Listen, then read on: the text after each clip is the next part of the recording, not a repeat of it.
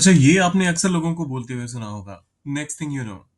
मतलब क्या होता है इसका और इसका इस्तेमाल कैसे करते हैं? आइए वो सीखते हैं एडवांस्ड इंग्लिश स्ट्रक्चर नंबर 228 में।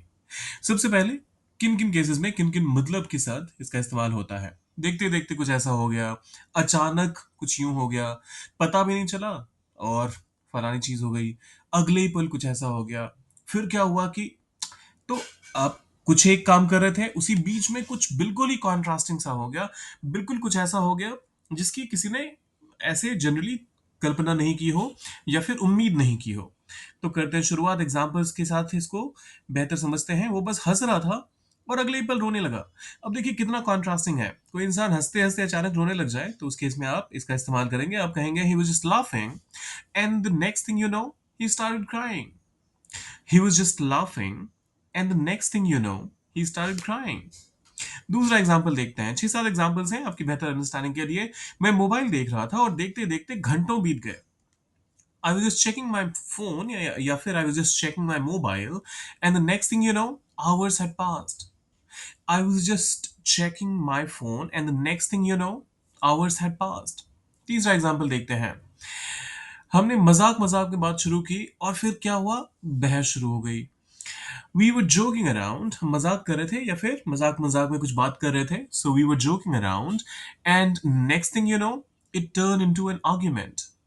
We were joking around and next thing you know it turn into an argument. अगला एग्जाम्पल क्या कहता है? वह बाहर खेलने गया था और अचानक गायब हो गया। He went out to play and the next thing you know he was gone.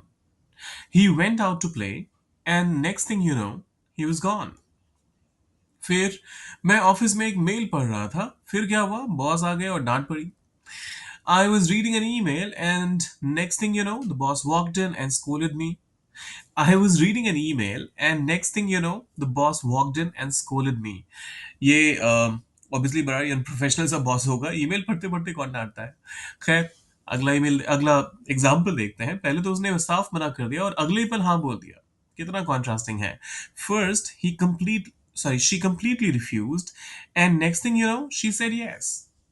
आप चाहे तो फर्स्ट के बदले यहाँ फर्स्टली का भी इस्तेमाल कर सकते हैं, वो भी चलेगा। So firstly she completely refused, the next thing you no she said yes. अब यहाँ पर फर्स्टली और कंप्लीटली दो एडवर्ब एक छोटे से क्लॉज में आ रहे हैं, तो इस वजह से फर्स्ट का इस्तेमाल मैंने किया है। तो आप चाहें तो वैसे फर्स्टली ग्रामेटिकली इनकरेक्ट नहीं कंसिडर किया जाएगा। So first she completely refused and next thing you no she said yes.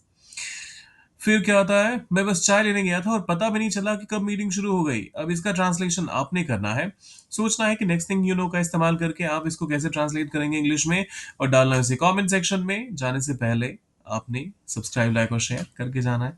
आपको भी पता है ये आपके लिए फ्री है, लेकिन मेरे लिए बहुत बड़ा एनकरेजमेंट करके जाइएगा। मिलते हैं जल्दी।